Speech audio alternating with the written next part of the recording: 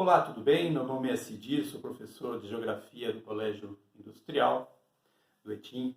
Hoje nós vamos falar um pouquinho sobre atitudes sustentáveis, sobre como as nossas atitudes podem melhorar o nosso ambiente, como uma atitude individualizada pode causar melhorias de uma maneira global, né?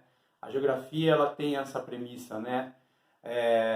Haja localmente, pense globalmente. E com isso, nossas atitudes elas são muito importantes.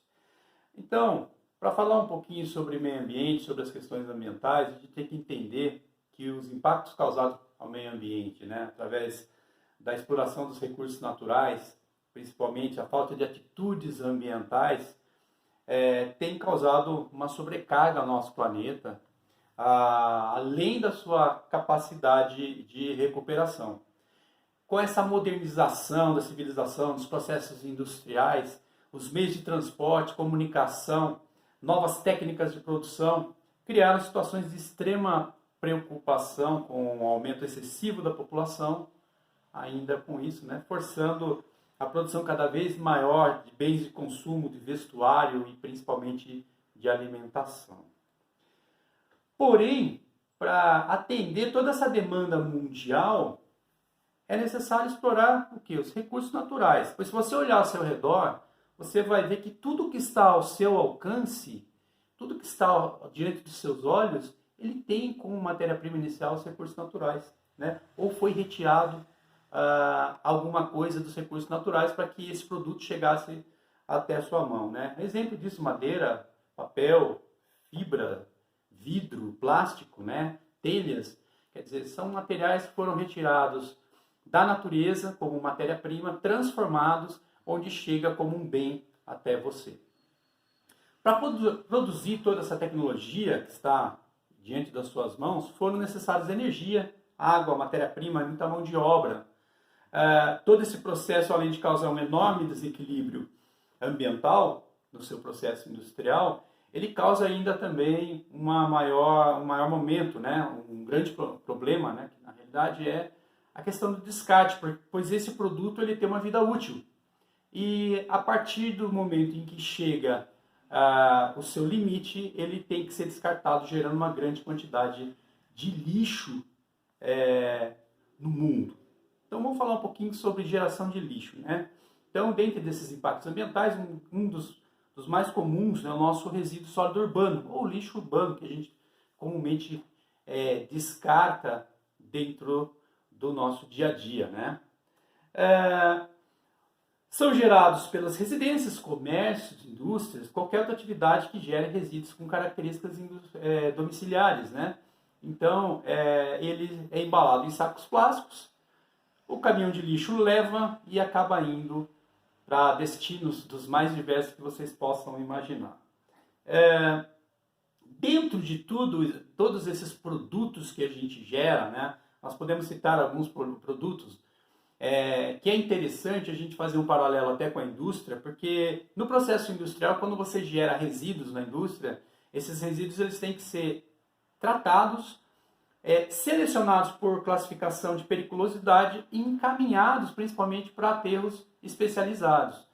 Então, por exemplo, um produto agrotóxico que é usado na agricultura, né? Dentro da agricultura, para que possa ser comprado esse agrotóxico, para que possa ser utilizado dentro da agricultura, você precisa principalmente de um receituário, de um engenheiro agrônomo ou um engenheiro florestal, né? Infelizmente hoje nós compramos agrotóxicos, nós compramos alguns tipos de produtos, né? Um exemplo disso é o mata-mato ou glifosato, que é conhecido pelo termo técnico, que é usado às vezes nos terrenos baldios de uma forma indiscriminada, de uma forma errada, causando contaminação nas pessoas, causando problemas no solo, né? E depois disso tudo ainda é descartado em lixo doméstico, acaba gerando uma série de problemas.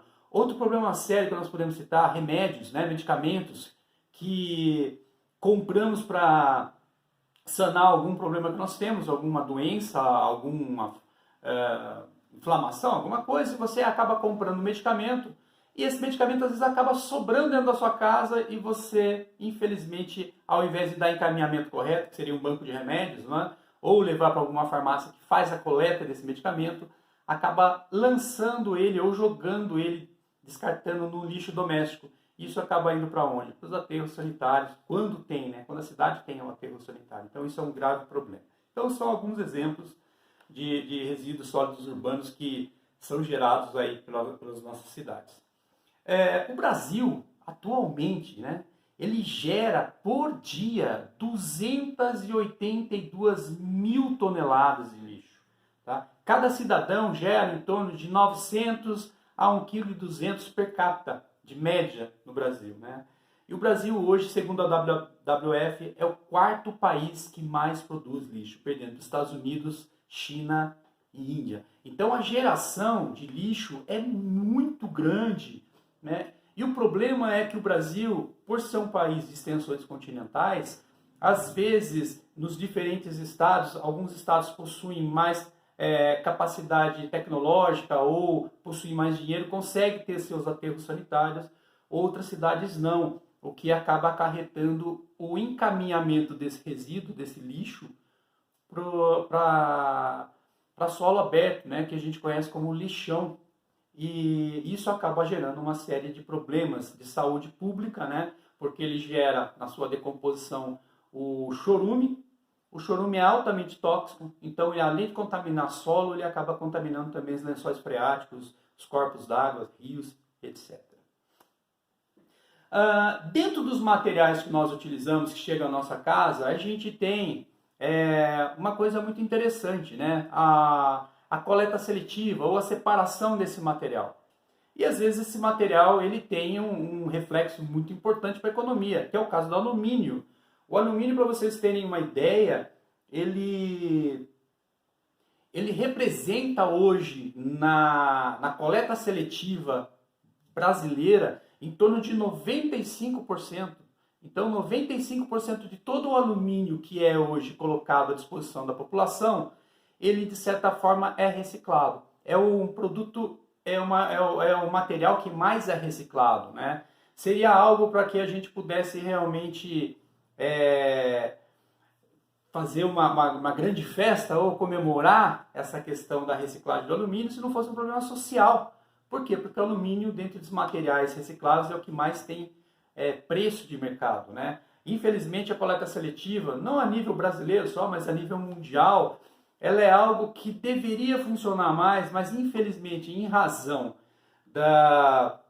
do preço de mercado de alguns materiais, eles acabam sendo descartados. Então, o alumínio, por ter um alto preço incluso nele, é um material que é reciclável, né? Ele é encaminhado para reciclagem e em grande quantidade. Quando se fala, por exemplo, de papel, papelão, poliestireno, que é um tipo de plástico, né? Ele já não tem esse preço de mercado e acaba gerando um descarte inadequado, ou seja, acaba indo para aterro, né? É o caso, por exemplo, da caixa longa-vida, da caixa de leite, que também às vezes não tem um preço adequado de mercado. Então, existem alguns momentos em que esse material acaba sendo descartado em aterros, né? O papel também, o papel ele é sazonal.